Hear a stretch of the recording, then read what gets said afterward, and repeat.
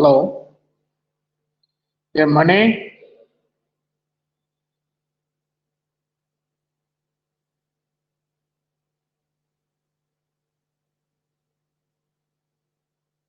Hello.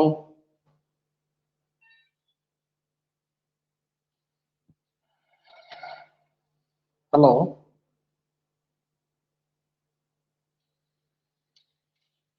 ఎవరమ్మా Brinda?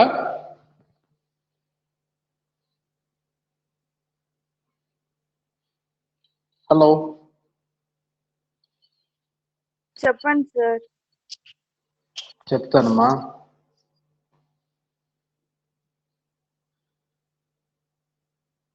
Right. ఇంకా ఎవరున్నారు? రాజురాయ్, మణి. ఏమే మణి మ్యూట్లో పెట్టేస్తుండవా?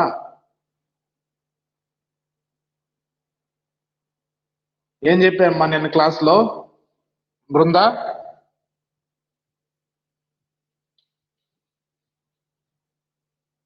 హలో.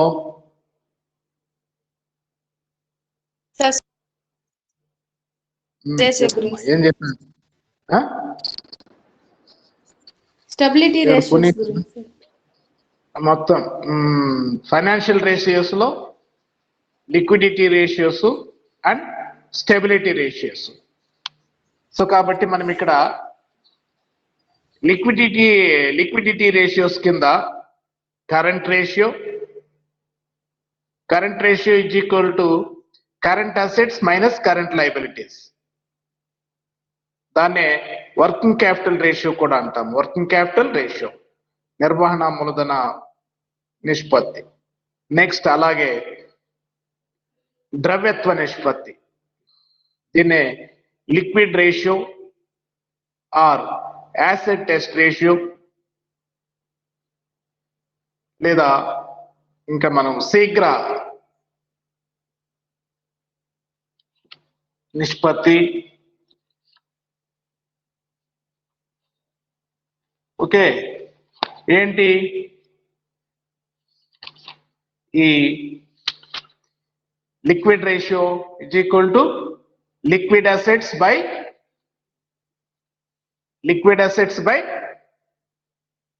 Current liabilities.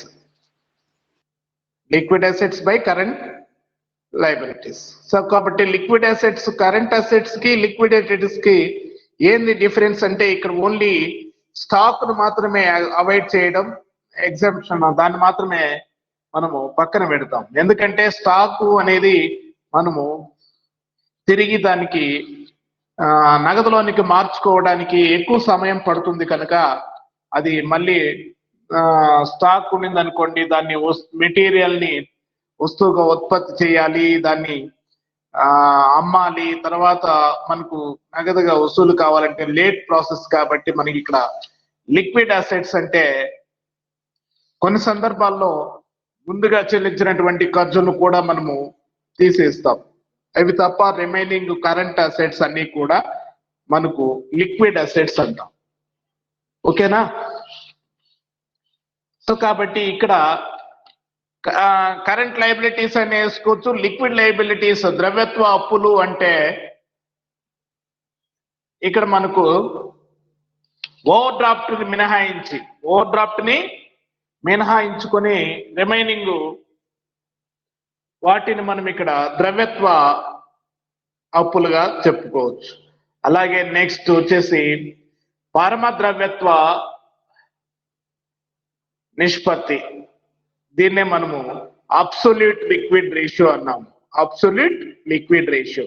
సో కాబట్టి ఈ అబ్సొల్యూట్ లిక్విడ్ రేషియో అంటే మనం ఇక్కడ అన్ని అంటే రుణగ్రస్తుల నుంచి వస్తువులు కావాల్సినటువంటి మొత్తము, వస్తువులు, హుండీలు, ఇవన్నీ రుణగ్రస్తుల నుంచి వసూలు కావడానికి, వసూలు హుండీ నుంచి మొత్తం రావడానికి దానికి టైం పడుతుంది. ఒక 2-3 నెలలు పడుతుంది. వాడు ఎంతవరకు అయితే బిల్లు ఉంటుందో అంత టైం పడుతుంది. కాబట్టి ఇక్కడ మనకు అబ్సల్యూట్ లిక్విడ్ రేషియో కనుక్కోవడానికి మనము ఓన్లీ చేతుల నగదు, బ్యాంకులో నగదు and short term investments, short term securities by current liability. So ఇది మనం చెప్పినటువంటిది. అలాగే ఇక్కడ ఆ మూడు మనం ఇంపార్టెంట్ గా చెప్పుకోవచ్చు. ఇంకా కార్యకలాపాల ఖర్చుల నిధులు నిష్పత్తి అన్నాము, అది అంత డిఫెన్స్ అంతర్గత నిష్పత్తి కూడా అవసరం లేదు. అలాగే నెక్స్ట్ వచ్చేసి అనదర్ ఇంపార్టెంట్ రేషియో ఈజ్ నిర్వహణ మూలధనానికి ఇన్వెంటరీ నిష్పత్తి, ratios of inventory to working capital.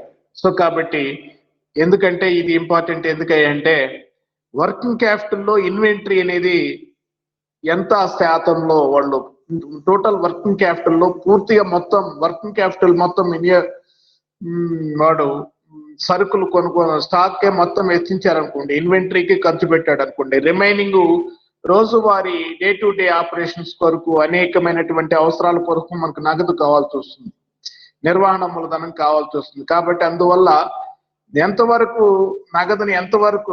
నిర్వహణ మూలధనంలో ఎంతవరకు నగదు ఉందనేది మనకు తెలుసుకోవాల్సినటువంటి అవసరం ఉంటుంది. అంటే నిర్వహణ మూలధనంలో ఈ స్టాక్ అనేది ఎంత పరిమితి మేరకు ఉందనేది నిర్ధారించుకోవడానికి మనం ఇక్కడ నిర్వహణ మూలధనానికి ఇన్వెంటరీ నిష్పత్తిని క్యాల్కులేట్ చేయడం జరుగుతుంది. కాబట్టి ఇన్వెంటరీ బై నిర్వహణ మూలధనము. అలాగే ఇవి మనం చెప్పినటువంటి ఫైనాన్షియల్ రేషియోస్ లో మెయిన్ లిక్విడిటీ రేషియోస్, ద్రవ్యత్వ నిష్పత్తులు, అలాగే స్థిరత్వ నిష్పత్తులు, స్టెబిలిటీ రేషియోస్ కింద మనము స్థిరాస్తుల నిష్పత్తి చెప్పాము, మొత్తం స్థిరాస్తులు బై వినియోగించిన మూలధనము. అలాగే స్థిరాస్తులకు ప్రస్తుత అప్పుల నిష్పత్తి, ప్రస్తుత అప్పులు బై స్థిరాస్తులు, ప్రస్తుత ఆస్తులు బై స్థిరాస్తులు, దీనికి రేషియో కట్టాం. అనదర్ ఇంపార్టెంట్ రేషియో అప్పు equity ratio, debt equity ratio. ఇది మనకు తరచుగా ఎగ్జామ్స్ లో అడుగుతూ ఉంటాడు. సో కాబట్టి debt equity ratio is equal to అప్పు equity ratio is equal to దీర్ఘకాలిక నిధులు బై వాటాదారుల నిధులు, దీర్ఘకాలిక నిధులు బై వాటాదారుల నిధులు. ఇది ఒక సూత్రము. ఈ సూత్రంలో తీసుకుంటే ఆమోదయోగ్యమైనటువంటి నిష్పత్తి ఎంత ఉండాలి అనేది చెప్పాము, 2:1 ఉండాలని చెప్పాము, 2:1. ఓకేనా? అలాగే నెక్స్ట్ ఇదే సూత్రం కాకుండా దీనికి రెండో సూత్రం ఉంది. ఆ దీర్ఘకాలిక నిధులు లేదా దాన్నే బయట వారి అప్పులు కూడా అంటాం. సో కాబట్టి దీర్ఘకాలిక నిధులు బై వాటాదారుల నిధులు ప్లస్ దీర్ఘకాలిక నిధులు వేసి కూడా మనము మొత్తం వాటాదారుల నిధులు ప్లస్ దీర్ఘకాలిక నిధుల్ని ఆ రుణాల్ని పైన రెండింటిని కూడి పైన దీర్ఘకాలిక నిధులు వీటిలో ఈ రెండిట్లో ఎంత శాతం ఉన్నాయి లేదా ఎంత ఎన్ని రెట్లు ఉన్నాయి అనేది కూడా మనం క్యాల్కులేట్ చేసుకునే దానికి రెండో సూత్రాన్ని ఉపయోగిస్తాం. ఈ సూత్రం ప్రకారం అయితే మనకు 2:3 ఉండాలనేది ఆమోదయోగ్యమైనటువంటిది అని మనం చెప్పాం. అలాగే నెక్స్ట్ యాజమాన్యుల నిష్పత్తి, ప్రొప్రైటరీ రేషియో. సో యాజమాన్యుల వాటాదారుల నిధులు బై మొత్తం కనిపించేటువంటి ఆస్తులు, దీనికి వచ్చేటి ఆ ఈక్వేషన్. ఈ ఈక్వేషన్ ద్వారా ఈ నిష్పత్తిని మనం కనుక్కోవచ్చు. ఈ నిష్పత్తి 1:3 ఉండొచ్చు. ఈ నిష్పత్తి ఎలా ఉండొచ్చు? 1:3గా ఉండొచ్చు. అంటే వాటాదారుల నిధులు 1 భాగం ఉంటే మొత్తం ఆస్తులు దానికి 3 రెట్లు ఉండొచ్చు. అలాగే నెక్స్ట్ మూలధన గేరింగ్ నిష్పత్తి, క్యాపిటల్ గేరింగ్ రేషియో. ఇది అంటే ఆధిక్యపు వాటా మూలధనము, ఇతర స్థిర వడ్డీ చెల్లించేటువంటి స్థిర వడ్డీ చెల్లించాల్సినటువంటి రుణాలు ఏవైతే ఉంటాయో అవి ఈక్విటీ వాటా మూలధనము రిజర్వుల కన్నా ఎక్కువగా ఉంటే ఆ సంస్థకి మూలధన గేరింగ్ ఎక్కువగా ఉంది అని. అంటే బయట కంపెనీకి రుణ సదుపాయము దానికి అవకాశాలు ఎక్కువ ఉన్నాయి, ఆ కంపెనీలో ఇన్వెస్ట్మెంట్స్ లేదా రుణాలు ఇవ్వడానికి క్రెడిటార్స్ ముందుకు వస్తున్నారు, ఇంట్రెస్ట్ చూపుతున్నారు అనేది మనకు అక్కడ మూలధన గేరింగ్ అంటే అర్థం. అలాగే ఈ ఆధిక్యపు వాటా మూలధనము, ఇతర స్థిర వడ్డీ చెల్లించేటువంటి రుణాలు ఈక్విటీ మూలధనము రిజర్వులు మిగుళ్ళు కంటే కూడా తక్కువ ఉంటే ఆ సంస్థ లో గేరింగ్ లో ఉంది అని. లో గేరింగ్ లో ఉంది అంటే తక్కువ గేరింగ్ లో ఉంది అంటే రుణపు సదుపాయం ఆ సంస్థకి ఇచ్చేవాళ్ళు బయట ఎవరు లేరు అనేది. సో ఇది మనము నిన్న చెప్పినటువంటి రేషియోస్. ఈ మూలధన గేరింగ్ నిష్పత్తి ఈజ్ ఈక్వల్ టు స్థిర వడ్డీ చెల్లించాల్సి ఉన్న సెక్యూరిటీలు బై ఈక్విటీ వాటాదారుల నిధులు. స్థిర వడ్డీ చెల్లించాల్సినటువంటి ఉన్న సెక్యూరిటీలు బై ఈక్విటీ వాటాదారుల నిధులు. ఇది మనము నిన్న చెప్పినటువంటి లాస్ట్ క్లాస్ లో మనం చెప్పినటువంటి రేషియోస్, ఫైనాన్షియల్ రేషియోస్ లో మనము 2 టైప్స్ గా లిక్విడిటీ రేషియోస్ అని మళ్ళీ స్టెబిలిటీ రేషియోస్ అని 2 విధాలుగా చెప్పుకున్నాం. రైట్. అయితే ఇప్పుడు మనము ఆ చెప్పుకున్నటువంటి దాన్ని బట్టి మనకి ఈజీగా అర్థం అవ్వాలంటే మనం ఒక ఎగ్జాంపుల్ ప్రాబ్లం తీసుకుని ఇస్తాము. ఈ ప్రాబ్లం రాసి పెట్టుకున్నారమ్మా? రాసుకున్నాం సార్. Very good. రైట్. కాబట్టి ప్రాబ్లము నిన్న చదివాను అనుకుంటా ఆల్రెడీ, మళ్ళీ ఒకసారి చదువుతాను చూడండి. మీకు మార్చి 31, 2002 నాటికి రిమ్జిమ్ లిమిటెడ్ వారి ఆస్తి అప్పుల పట్టి దిగు విధంగానున్నది. 1 ప్రస్తుత నిష్పత్తి, 2 శీఘ్ర నిష్పత్తి క్విక్ రేషియో, అలాగే 3 పరమ ద్రవ్యత్వ నిష్పత్తి, 4 నిర్వహణ మూలధనానికి ఇన్వెంటరీ నిష్పత్తి, 5 స్థిరాస్తులకు ప్రస్తుత ఆస్తులకు నిష్పత్తి, 6 అప్పు ఈక్విటీ నిష్పత్తి, 7 యజమాని నిష్పత్తి, 8 మూలధన గేరింగ్ నిష్పత్తి, 9 స్థిరాస్తుల నిష్పత్తిని కనుగొనండి అన్నాడు. సో ఇందుకోసము అప్పులు రూపాయలు, ఆస్తులు రూపాయలు ఇచ్చాడు. సో కాబట్టి ఈక్విటీ వాటా మూలధనము 10 లక్షలు ఉంది, అప్పుల సైడ్ చూసుకోండి. అలాగే 6% ఆర్థికపు వాటా మూలధనము 5 లక్షలు, సాధారణ రిజర్వు 1 లక్ష, లాభ నష్టాల ఖాతా 4 లక్షలు, పన్నులకు ఏర్పాటు 1,76,000, చెల్లింపు హుండీలు 1,24,000, బ్యాంకు ఓవర్ డ్రాఫ్ట్ 20,000, రుణదాతలు 80,000, 12% డిబెంచర్లు 5 లక్షలు. రైట్. ఇవి మొత్తం అప్పుల సైడ్ వచ్చేసి 29 లక్షలు. అలాగే ఆస్తుల సైడ్ చూడండి, గుడ్ విల్ అసలు ధరకు 5 లక్షలు, ప్లాంట్ యంత్రం 6 లక్షలు, భూమి భవనాలు 7 లక్షలు, ఫర్నిచర్ బిగింపులు 1 లక్ష, వర్తకం సరుకు 7 లక్షలు, వసూలు హుండీలు 30,000, రుణగ్రస్తులు 1,50,000, బ్యాంకు 2 లక్షలు, మార్కెటబుల్ సెక్యూరిటీస్ 20,000. ఇది మనకి ఇచ్చినటువంటి మొత్తం ఆస్తులు 29 లక్షలు. సో దీంతో మనము మొదట వేయాల్సినటువంటిది ఆన్సర్ రాసుకోండి. సొల్యూషన్ మొదటిది ప్రస్తుత నిష్పత్తి. ఏంది ప్రస్తుత నిష్పత్తి? ఈజ్ ఈక్వల్ టు సూత్రము current ratio is equal to ఏంది సూత్రము? ఏమ్మా బృందా?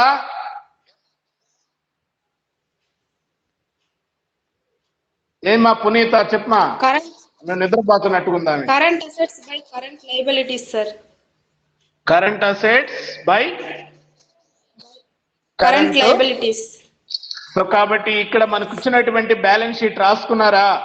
బ్యాలెన్స్ షీట్ లో ఏమేం కరెంట్ అసెట్స్ ఉన్నాయి టోటల్ చేయండి, ఏమేం కరెంట్ లయబిలిటీస్ ఉన్నాయో చూసుకొని అవన్నీ టోటల్ చేసుకోండి, లేకపోతే అక్కడే చూసుకోండి ఏమేమి ఉన్నాయి మనకి ఇచ్చినటువంటి వాటిలో కరెంట్ అసెట్స్.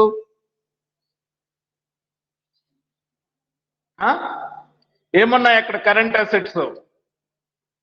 స్టాకు, వర్తకపు సరుకు 6 లక్షలు, వసూలు హుండీలు 30,000, రుణగ్రస్తులు 1,50,000, బ్యాంకు 2 లక్షలు, మార్కెటబుల్ సెక్యూరిటీలు 20,000.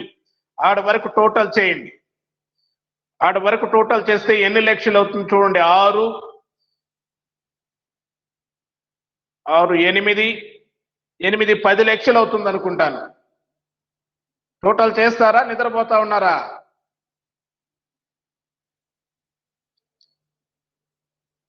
బ్యాలెన్స్ షీట్ లో చూసి ఏమేం ప్రస్తుత ఆస్తులు ఐడియా ఉండాలి, ప్రస్తుత అప్పులు అంటే ఏంటి అనేది ఐడియా ఉండాలి. ఏమ్మా ఎవరు ఒకరు రెస్పాండ్ కాలేదు?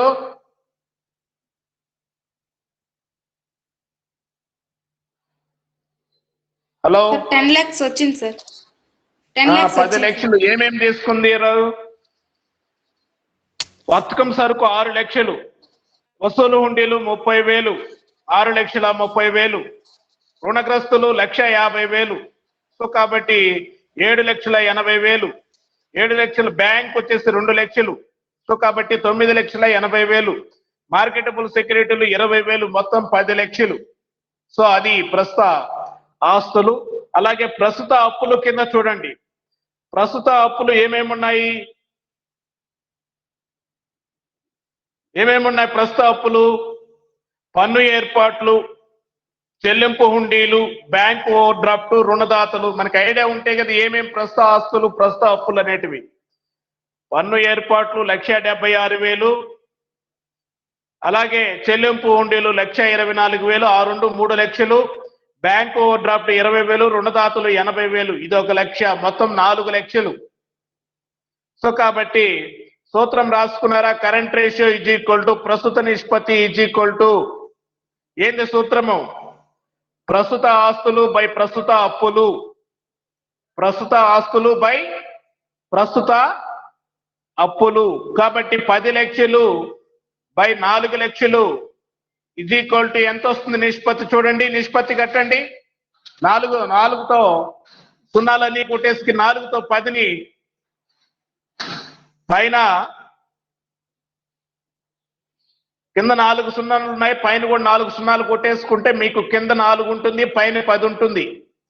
సో కాబట్టి 4తో 4 ఒకట్లు, 4 2 8, అలాగే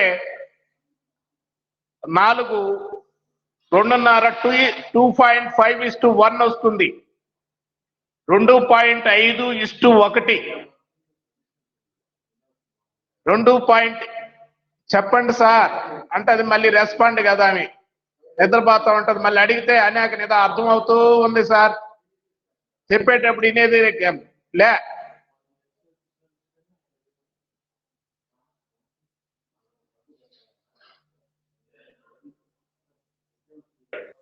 సార్ వింటా ఉన్నాను సార్.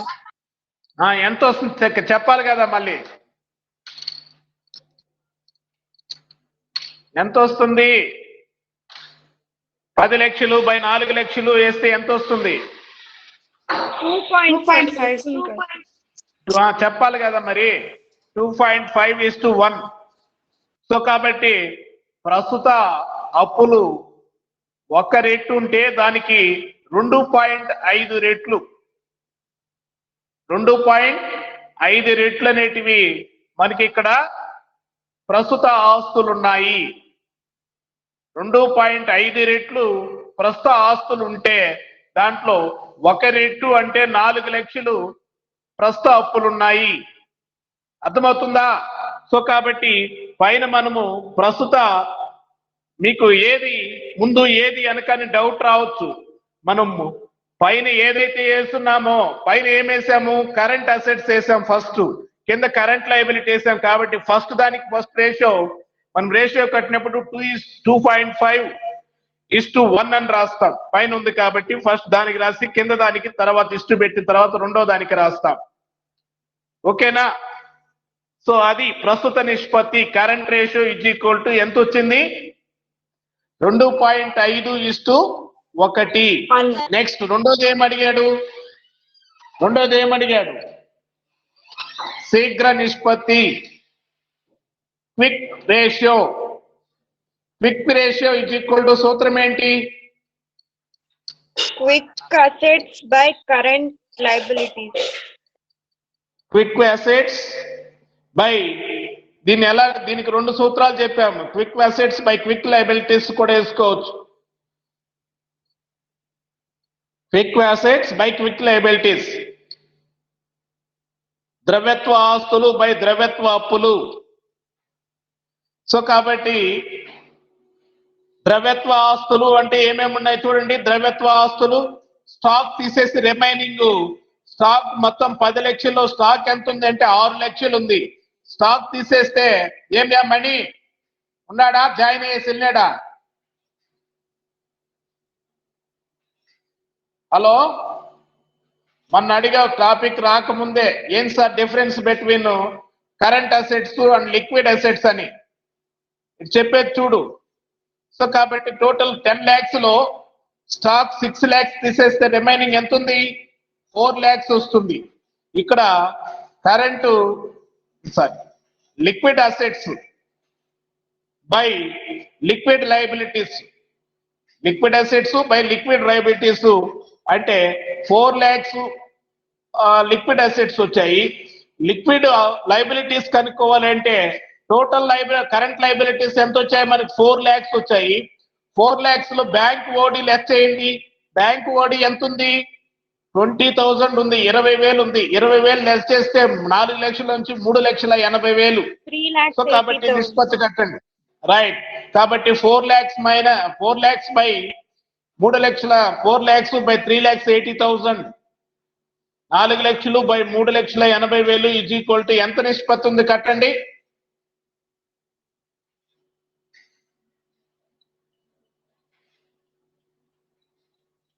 1.05:1. 1.05:1. ద్రవ్యత్వ ఇది మనం అనుకున్నటువంటి 2 రేషియోస్ చూడండి. ఇది ఎంతవరకు ఉంటే ఆమోదయోగము మొదటిది అంటే 2:1 ఉంటే మంచిదని చెప్పాము. మనకు దానికన్నా ఎక్కువగానే ఉంది. 2.5:1 ఉంది. 2.5:1 అంటే ఆమోదయోగ్యమైనటువంటి నిష్పత్తి కన్నా ఎక్కువే ఉంది, తక్కువ లేదు. 2 కంటే తక్కువ ఉంటే బాగుండదు. కాబట్టి మనము కరెంట్ రేషియో ప్రస్తుత నిష్పత్తి 2:1 ఉంటే మంచిది అని చెప్పాం. 2:1 కానీ మనకు 2.5:1 వచ్చింది. సో మనము ఆమోదయోగ్యమైనటువంటి రేషియో కన్నా ఇంకా ఎక్కువే ఉంది, నో ప్రాబ్లం. అలాగే శీఘ్ర నిష్పత్తి అనేది లిక్విడ్ రేషియో అనేది 1:1 ఉంటే బెటర్ అని చెప్పాం. 1:1 కన్నా 0.5 ఎక్కువగానే ఉంది, 0.5. అర్థమవుతుందా? అలాగే ఈ నిష్పత్తిని ఇంకొక విధంగా కూడా కనుక్కోవచ్చు అని చెప్పాము. రెండవ సూత్రం కూడా రాసుకోండి. లేదా liquid assets by current liabilities. Liquid assets by current liabilities is equal to 4 లక్షలు బై 4 లక్షలు 4 లక్షలు బై 4 లక్షలు ఈజ్ ఈక్వల్ టు 1:1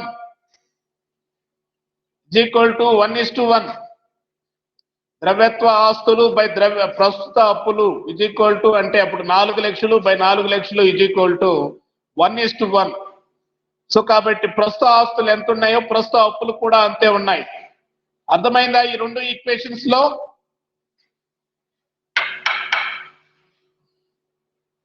చెప్పాలి అర్థమైందా లేదా అనేది. అర్థమైంది sir. Right, very good. Next మిగతా వాళ్ళు మణి ఆయన ఏడ మ్యూట్ లో పెట్టేస్తున్నాడు. బాలు, ధనలక్ష్మి, రాజ్దోరాయ్, ఉదయ్ కుమార్, వేస్ట్ అంతా, కల్పన, గాయత్రి, అరుణ్. మా పునీత అర్థమైందమ్మా? సంతోష్ కుమార్ అర్థమైంది సార్. Very good. నెక్స్ట్ పూర్ణిమ. రైట్. నెక్స్ట్ థర్డ్ వన్ ఏంటి third one? Absolute liquid ratio, పరమ ద్రవ్యత్వ నిష్పత్తి. రాసుకోండి. పరమ ద్రవ్యత్వ నిష్పత్తి is equal to absolute liquid ratio is equal to పరమ ద్రవ్యత్వ నిష్పత్తి is equal to cash at bank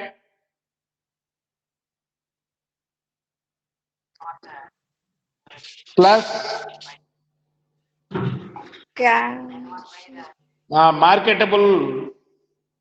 market చేయదగిన సెక్యూరిటీలు, మార్కెటబుల్ సెక్యూరిటీస్. మార్కెటబుల్ అంటే అమ్మడానికి వీలైనటువంటివని, తొందరగా అమ్మడానికి వీలైనటువంటివని.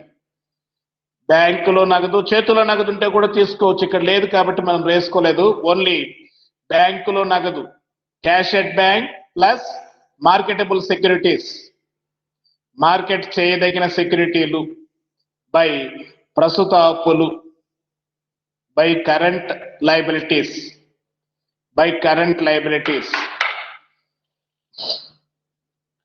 సో కాబట్టి ఇక్కడ చూడండి ఎంత ఉన్నాయి. బ్యాంకులో నగదు 2 లక్షలు, మార్కెట్ ఎంత ఉన్నాయి 20,000, 2,20,000 ఉన్నాయి. అలాగే మనకు ఆల్రెడీ కరెంట్ లయబిలిటీస్ ఆల్రెడీ తెలుసు 4 lakhs, కాబట్టి రాసుకోండి 2,20,000, 2,20,000, 2,20,000 by 4 లక్షలు is equal to 0.55:1.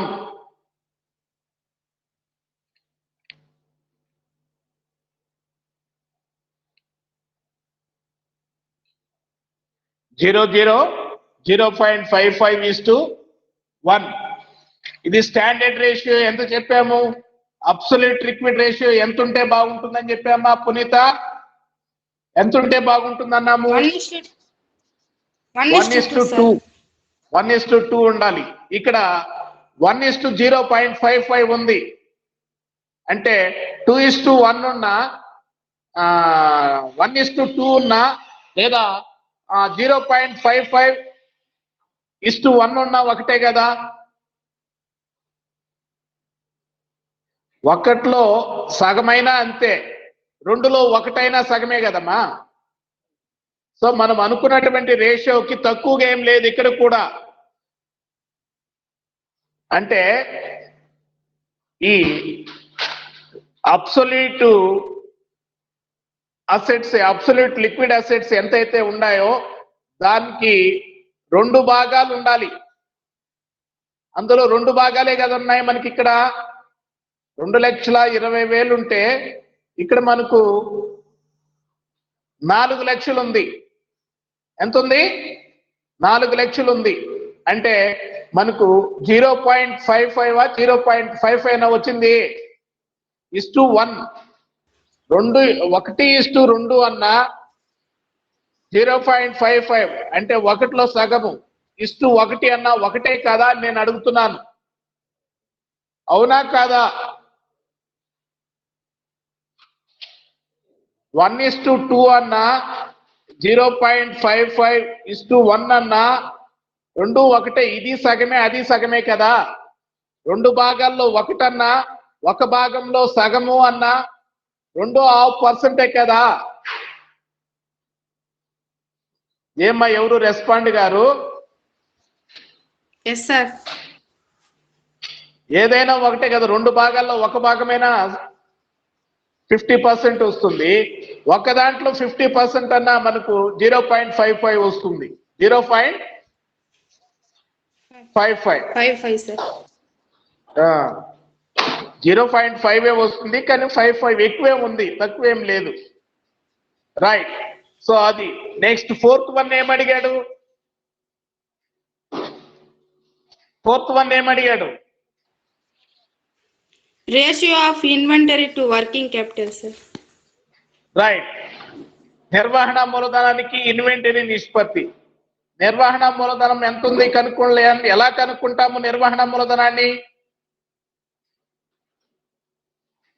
నిర్వహణ మూలధనాన్ని ఎలా కనుక్కోవాలమ్మా? నేను అడిగేది నిర్వహణ మూలధనాన్ని how to calculate working capital. Current assets minus current liabilities, sir. Current assets minus current liabilities తీసేయండి. నిర్వహణ మూలధనం కనుక్కోండి ఫస్ట్. ఈక్వేషన్ రాసుకుంటాం. ఈక్వేషన్ చెప్తున్నాను. ఈక్వేషన్ కాదు నేను అడిగేది. వర్కింగ్ క్యాపిటల్ నిర్వహణ మూలధనం ఎలా వస్తుంది? నిర్వహణ మూలధనాన్ని ఇన్వెంటరీ నిష్పత్తి, నిర్వహణ మూలధనానికి ఇన్వెంటరీ నిష్పత్తి is equal to inventory by నిర్వహణ మూలధనము, స్టాక్ బై వర్కింగ్ క్యాపిటల్. అది ఈక్వేషన్ నువ్వు చెప్పేది. రైట్, రాసి పెట్టుకోండి దాన్ని, మంచిదే. కానీ నిర్వహణ మూలధనం ఎలా కనుక్కోవాలి చెప్పమా బృందా? ఎలా కనుక్కోవాలి?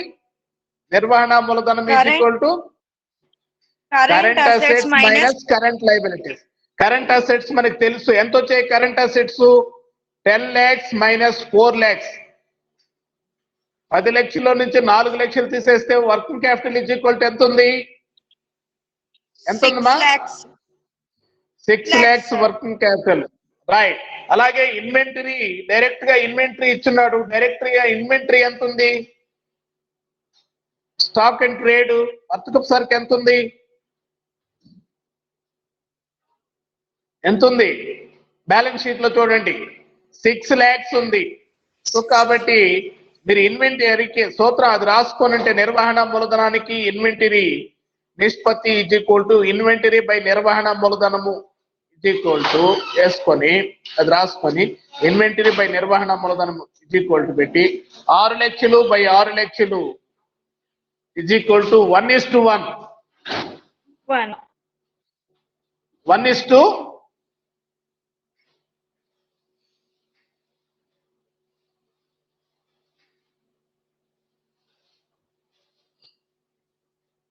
హలో ఎంత వస్తుందమ్మా? 1:1. రైట్. నెక్స్ట్ అంటే వాడు వర్కింగ్ క్యాపిటల్ మొత్తం వర్కింగ్ క్యాపిటల్ ఇన్వెంటరీలో ఇన్వెస్ట్మెంట్ చేశాడు. రిమైనింగ్ రోజువారీ కార్యకలాపాలు డే టు డే ఆపరేషన్స్ కి ఏం చేయాలి?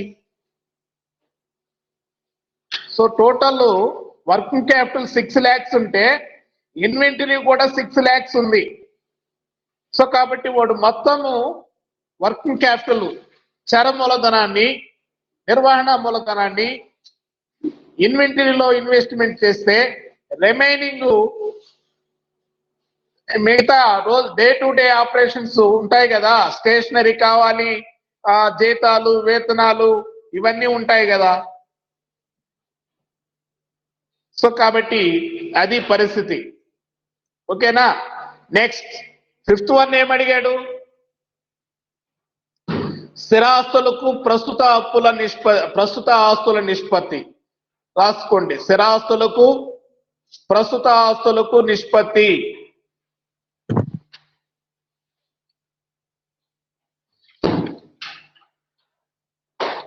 Ratio of current assets to fixed assets.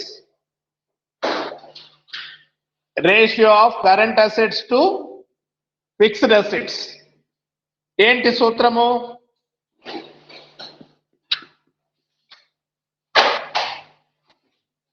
సూత్రం ఏంటి దానికి? ఎలా క్యాలిక్యులేట్ చేస్తాం?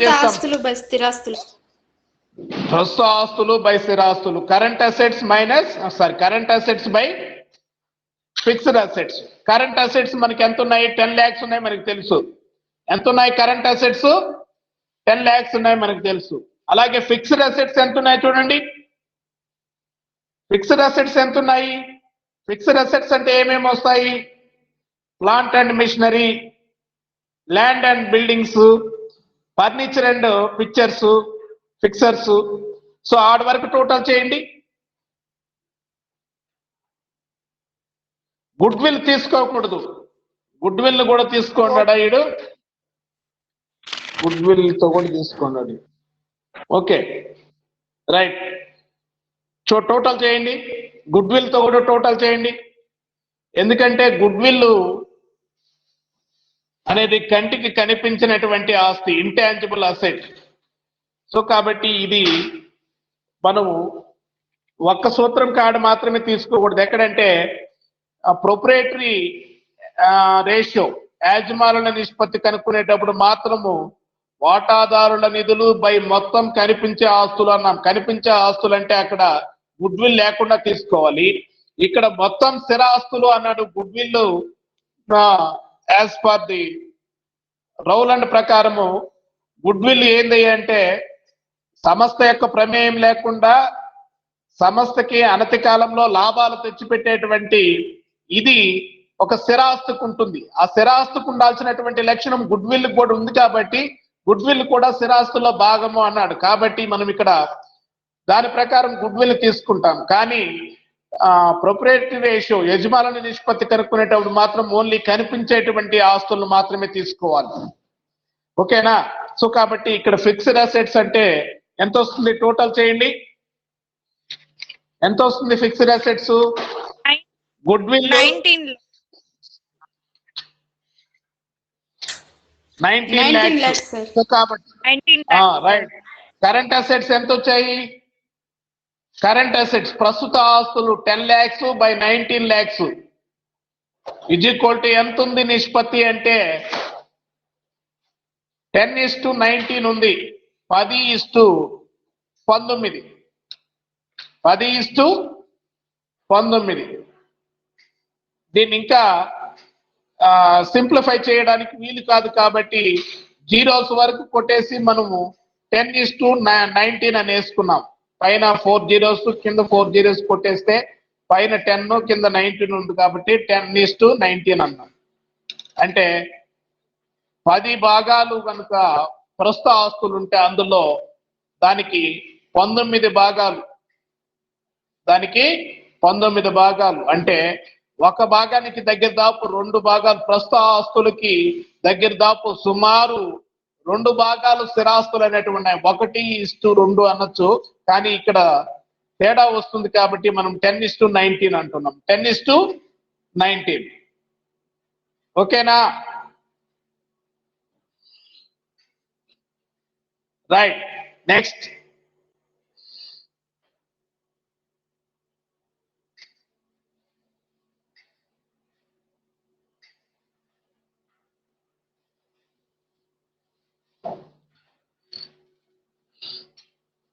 హలో,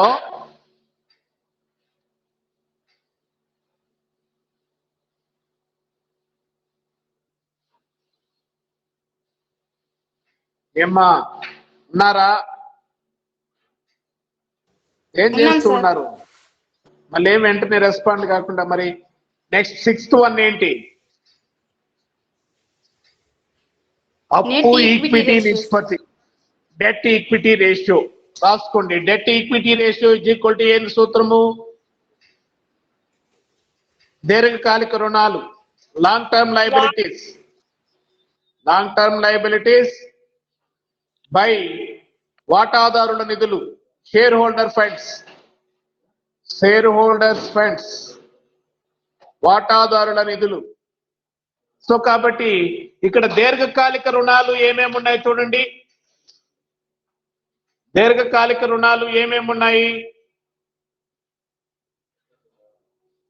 అప్పుల సైడ్ చూడండి. దీర్ఘకాలిక రుణాలు ఏమున్నాయి మా బృందా, పునీత?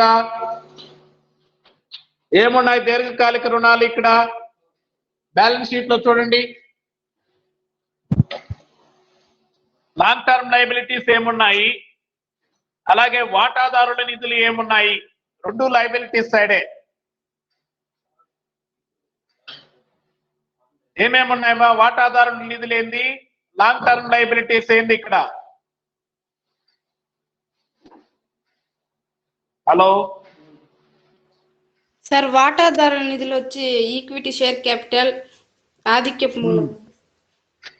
6%.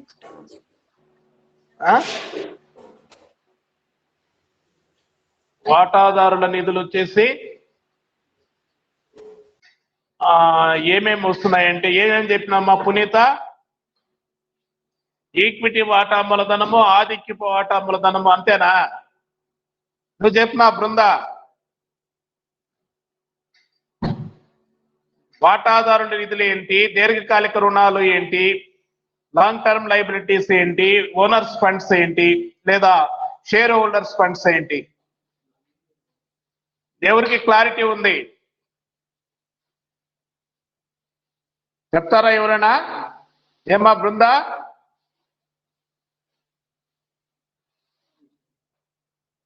సంతోష్, పూర్ణిమ, గాయత్రి,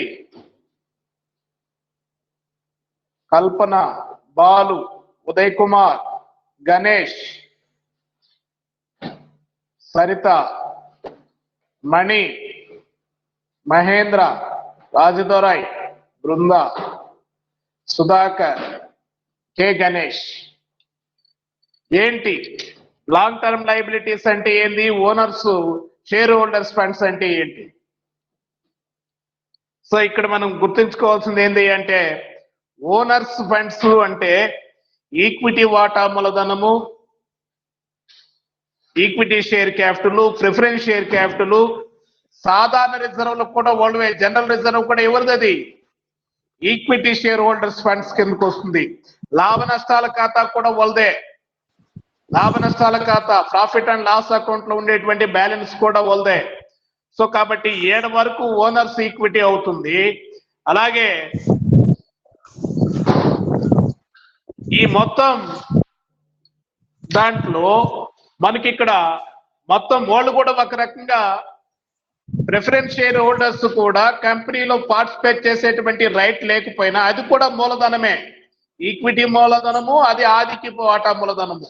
ప్రిఫరెన్స్ అంటే డివిడెండ్ పొందడంలో కానీ, తిరిగి పరిసమాప్తి సమయంలో తిరిగి వాళ్ళ మొత్తాన్ని, అసలు మొత్తాన్ని పొందడంలో కానీ ముందుంటారు. కాబట్టి ప్రిఫరెన్స్ షేర్ హోల్డర్స్ అంటున్నాం. కాబట్టి వాళ్ళకి ఫిక్స్డ్ రేట్ ఆఫ్ ఇంట్రెస్ట్ వాళ్ళకి చెల్లించడం జరుగుతుంది. ఓకేనా? అయితే ఇక్కడ ఆ మొత్తము షేర్ హోల్డర్స్ ఫండ్స్ లో మనకి ఎంతైతే ఆధిక్యపు వాటా మూలధనం ఉందో వాళ్ళకి కంపెనీ యొక్క రైట్ లేదు కాబట్టి పార్టిసిపేట్ చేసేటువంటి దాన్ని మనము లాంగ్ టర్మ్ లయబిలిటీ అంటాము. ప్రిఫరెన్స్ షేర్ క్యాపిటల్ ఎంతైతే ఉందో దాన్ని మనము లాంగ్ టర్మ్ లయబిలిటీ అంటాము. దీర్ఘకాలిక అప్పులు, దీర్ఘకాలిక రుణాలు అంటాము. కాబట్టి మొత్తం మనకు 10 లక్షలు ఈక్విటీ మూలధనము, ఆధిక్య వాటా మూలధనము 5 లక్షలు, సాధారణ రిజర్వ్ 1 లక్ష, లాభ నష్టాల ఖాతా 4 లక్షలు, మొత్తం 20 లక్షలు ఉంటే 20 లక్షల్లో 5 లక్షలు దీర్ఘకాలిక లయబిలిటీ ఉంది. అది ఏంది? దీర్ఘకాలిక లాంగ్ టర్మ్ లయబిలిటీ. దీర్ఘకాలిక అంటే ఆధిక్యపు వాటా మూలధనమే. 6% ఆధిక్యపు వాటా మూలధనం. ఎందుకంటున్నామయ్య అంటే దాన్ని వాళ్ళు కంపెనీ లాభ నష్టాలతో సంబంధం లేదు. వాళ్ళకి కంపెనీ యొక్క లాభ నష్టాలతో సంబంధం లేకుండా 6% ఆఫ్ డివిడెండ్ వాళ్ళకి ఎవ్రీ ఇయర్ మనం చెల్లించాలి.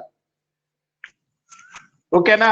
సో కాబట్టి అది మనము లాంగ్ టర్మ్ లయబిలిటీ, దీర్ఘకాలిక అప్పులు అంటే. సో కాబట్టి రాసుకోండి, దీర్ఘకాలిక రుణాలు బై దీర్ఘ వాటాదారుల నిధులను రాసుకున్నారు కదా, రైట్. దాని పక్కనే 5 లక్షలు బై 20 లక్షలు, 5 లక్షలు బై 20 లక్షలు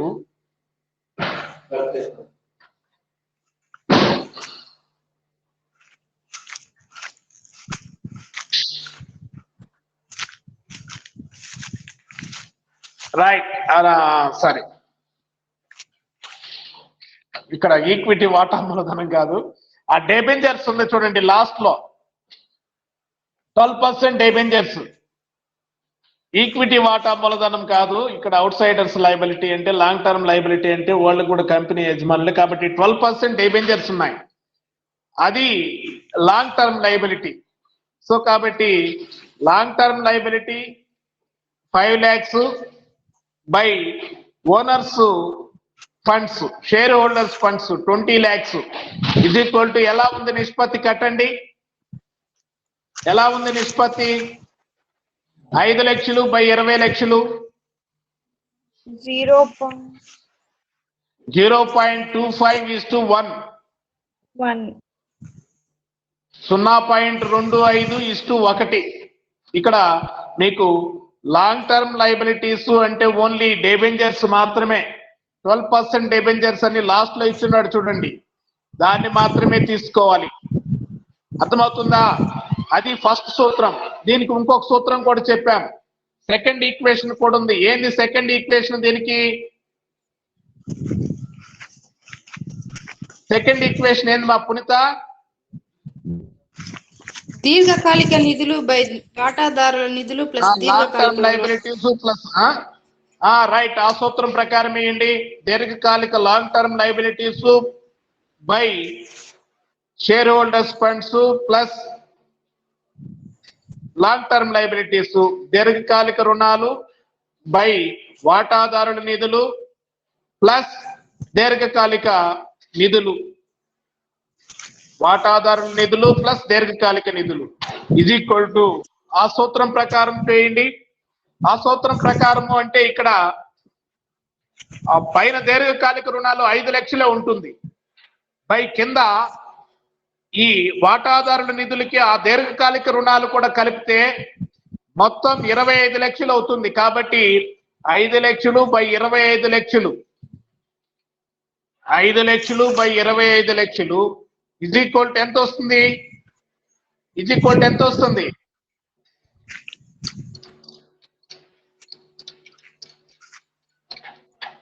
ఎంత వస్తుందమ్మా? ఎవరు ఆయన? సార్ ఏం సంతోష్ రెస్పాండ్ కాకుండా అన్మ్యూట్ చేస్తున్నావు, మ్యూట్ లో పెట్టు. ఏం కలిపెడతా ఉంటావు అక్కడ?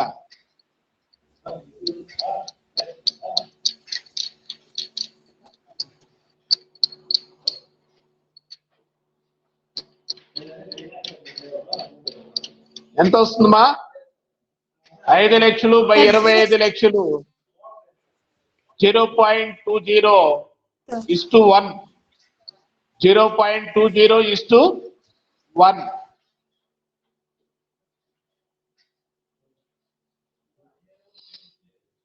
సో కాబట్టి ఈ రెండు ఎలా ఉండాలని చెప్పాము మనము? ఆమోదయోగ్యం ఎలా ఉండాలని చెప్పాము? ఎలా ఉంటే మంచిదని చెప్పాము? 2:3 సార్. ఫస్ట్ సూత్రం ప్రకారం 1:2:1 ఉండాలని చెప్పామా? Yes sir. ఫస్ట్ సూత్రం ప్రకారం ఎలా ఉండాలని చెప్పాము? 2:1 ఉండాలని చెప్పాము. కానీ అలా లేదు ఇక్కడ. అలా ఉందా? అప్పు ఈక్విటీ నిష్పత్తి ఎలా ఉండాలి? దీర్ఘకాలిక అప్పులు 2 ఉంటే వాటాదారుల నిధులు 1 ఉండాలి అని చెప్పాము. కానీ ఇక్కడ ఎంత ఉంది? దీర్ఘకాలిక నిధులు 0.25 ఉంది ఫస్ట్ సూత్రంలో 1కి. అవునా? 0.25:1 ఉంది. 0.25:1. అలాగే రెండో సూత్రం ప్రకారం ఎలా ఉంది చూడండి. రెండో సూత్రం ప్రకారం ఎలా ఉంది? 0.2:1.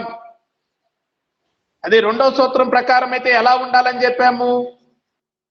2:3 ఉండాలని చెప్పాము. 2:3 అంటే ఇది 2 భాగాలు ఉంటే అది 3 భాగాలు ఉండొచ్చు. అంటే అప్పు అనేది 2 భాగాలు ఉంటే దానికి 3 భాగాలుగా మొత్తం వాటాదారుల నిధులు దీర్ఘకాలిక నిధులు 2 కలిపి 3 భాగాలు ఉండాలని చెప్పాము. కానీ ఇది అలా ఉందా?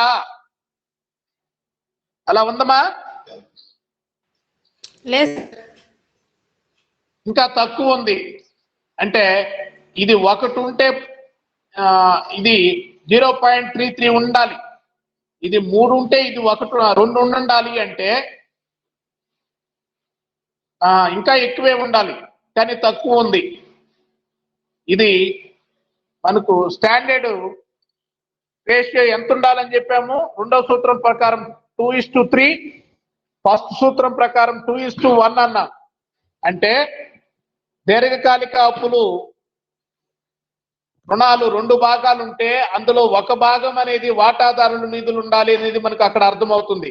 కానీ ఇక్కడ దానికి అనుగుణంగా ఉందా అంటే కంపెనీకి లాంగ్ టర్మ్ లయబిలిటీస్ లో అప్పు తీర్చగలిగినటువంటి శక్తి, అంటే రుణాలు ఇచ్చేదానికి ఎవరు ముందుకు రావడం లేదు, ఇన్వెస్టర్స్ కానీ ముందుకు రావడం లేదు అనేది మనకు అర్థమవుతుంది.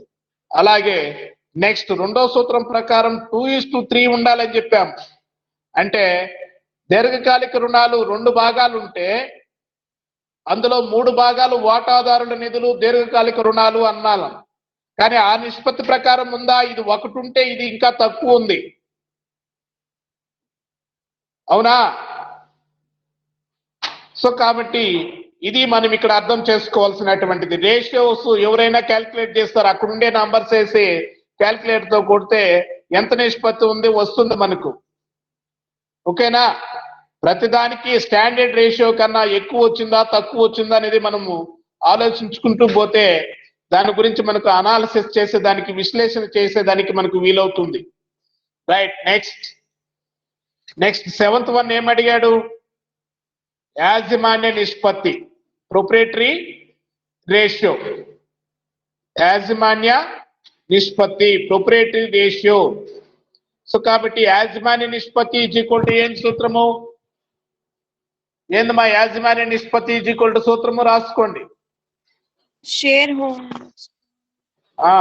వాటాదారుల నిధులు, share holders funds by total assets. Assets అంటే టోటల్ అసెట్స్ అంటే మనం ఇక్కడ అన్నాడు ఈక్వేషన్ అప్పుడు ఏం రాసుకున్నాము, అక్కడ మాత్రం మొత్తం కనిపించే ఆస్తులను ఇచ్చాడు, ఇక్కడ మొత్తం ఆస్తులను ఇచ్చున్నాడు. రైట్, ఎట్టగట్లే. ఎందుకంటే కనిపించే ఆస్తులు అంటే గుడ్ విల్ తీసుకోకుండా తీసుకోవాలి. అప్పుడు మనకు 24 lakhs అవుతుంది. వీడు గుడ్ విల్ తో కూడా మొత్తం ఆస్తులు తీసుకున్నాడు, అటు కూడా తీసుకోవచ్చు. రైట్, కాబట్టి ఆ సూత్రం ప్రకారం రాసుకోండి. Share holders funds by total assets is equal to వాటాదారుల నిధులు ఎంత ఉన్నాయి ఇందాక చెప్పాం మనము. ఈక్విటీ వాటా మూలధనము 10 లక్షలు, ఆధిక్య వాటా మూలధనము 5 లక్షలు, మొత్తం 15 లక్షలు, సాధారణ రిజర్వ్ 1 లక్ష, లాభ నష్టాల ఖాతా 4 లక్షలు, మొత్తం 20 లక్షలు ఉంది ఆ 4 టోటల్ చేస్తే.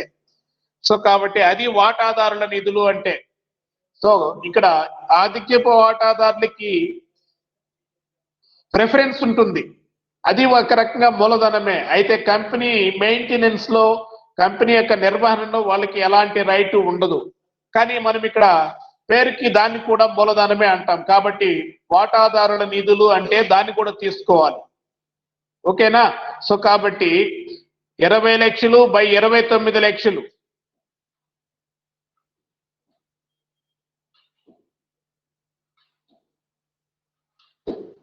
ఇరవై లక్షలు బై 29 లక్షలు ఇజ్ ఈక్వల్ టు 20:29. 20:29, 20:29. నెక్స్ట్, మూలధన గేరింగ్ నిష్పత్తి, క్యాపిటల్ గేరింగ్ రేషియో. మూలధన గేరింగ్ నిష్పత్తి ఇజ్ ఈక్వల్ టు ఏంది సూత్రము? మూలధన గేరింగ్ నిష్పత్తి ఇజ్ ఈక్వల్ టు సూత్రం ఏంటి?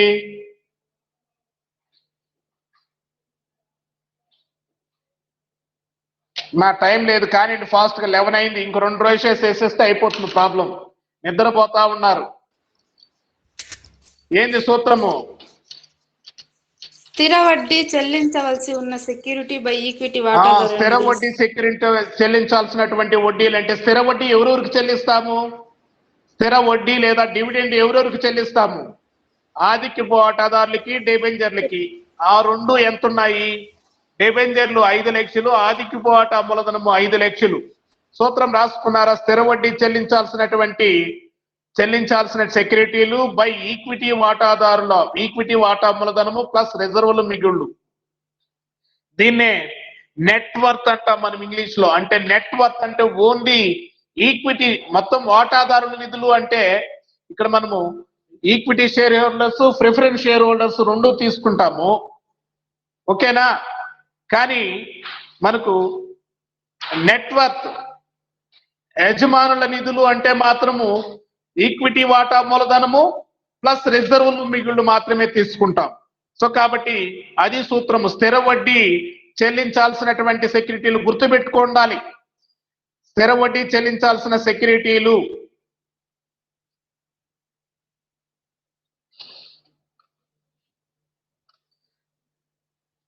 సెక్యూరిటీస్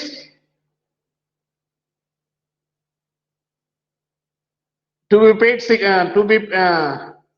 స్థిర వడ్డీ చెల్లించాల్సినటువంటి, ఏమంటాం దీన్ని,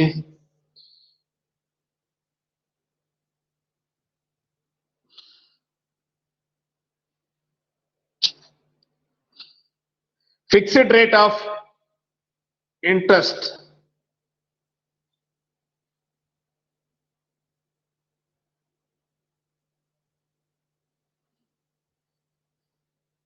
స్థిర వడ్డీ చెల్లించాల్సినటువంటి సెక్యూరిటీలు బై ఈక్విటీ ఈక్విటీ వాటా మూలధనము ప్లస్ రిజర్వులు మిగుళ్ళు. సో కాబట్టి స్థిర వడ్డీ చెల్లించాల్సినటువంటివి fixed rate of interest securities ఎంత ఉన్నాయి మనకి ఇక్కడ? Securities of fixed rate of interest వచ్చేసి 10 lakhs బై ఈక్విటీ వాటా మూలధనము 10 lakhs, సాధారణ రిజర్వ్ 1 lakh, లాభ నష్టాల ఖాతా 4 lakhs. మొత్తం ఆ మూడు కలిపితే 15 lakhs వస్తుంది. 10 లక్షలు బై 15 లక్షలు, 10 లక్షలు బై 15 లక్షలు is equal to 1:1.5.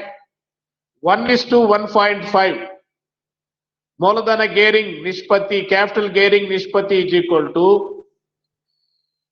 Securities of fixed rate of interest, స్థిర వడ్డీ చెల్లించాల్సినటువంటి సెక్యూరిటీలు బై ఈక్విటీ వాటా మూలధనము ప్లస్ రిజర్వులు మిగుళ్ళు. కాబట్టి దాని ప్రకారం మనం తీసుకున్నట్లయితే 10 లక్షలు పోయి 15 లక్షలు వచ్చింది. కాబట్టి దానికి నిష్పత్తి కడితే 1:1.5. రైట్. లాస్ట్ వన్ స్థిరాస్తుల నిష్పత్తి, fixed assets ratio. Fixed assets ratio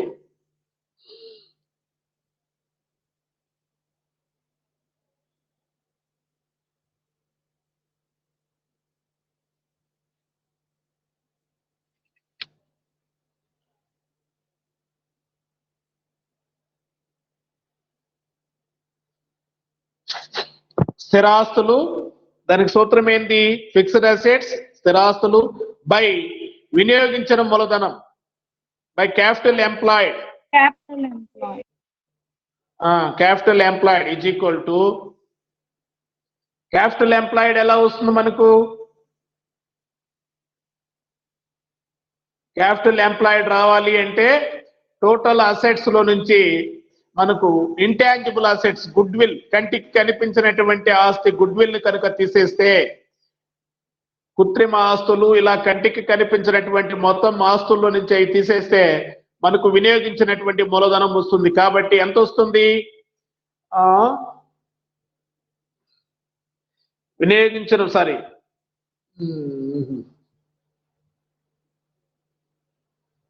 25 lakhs వచ్చిందా? 29 lakhs లో నుంచి 4 lakhs. రైట్. సో కాబట్టి మనకు వినియోగించిన మూలధనము is equal to total assets minus current liabilities. ఇది వినియోగించిన మూలధనం సూత్రం. సో కాబట్టి మొత్తం స్థిరాస్తులు ఈజ్ ఈక్వల్ టు ఇందాక లెక్కించాం ఆల్రెడీ. మొత్తం స్థిరాస్తులు 19 lakhs బై వినియోగించిన మూలధనము అన్నాం. కాబట్టి వినియోగించిన మూలధనం కనుక్కోవాలి అంటే మొత్తం ఆస్తుల్లో నుంచి, అంటే అది స్థిరాస్తులు ప్లస్ అన్ని, మొత్తం స్థిరాస్తులు minus current liabilities. Current liabilities already ఇంతకు ముందు మనం క్యాలిక్యులేట్ చేస్తున్నాం 4 lakhs. దాన్ని లెస్ చేస్తే మనకు 25 lakhs వస్తుంది. సో కాబట్టి స్థిరాస్తులు 19 lakhs by 25 lakhs is equal to 19:25. 19:25. So అది ప్రాబ్లము. మీరు ఏసి ప్రాక్టీస్ చేయండి. రేపు క్లాస్ లో నాకు అర్థమైందా లేదా ఇంకా ఏదైనా డౌట్స్ ఉంటే రేపు క్లాస్ లో మనం డిస్కస్ చేద్దాం. Okay, sir.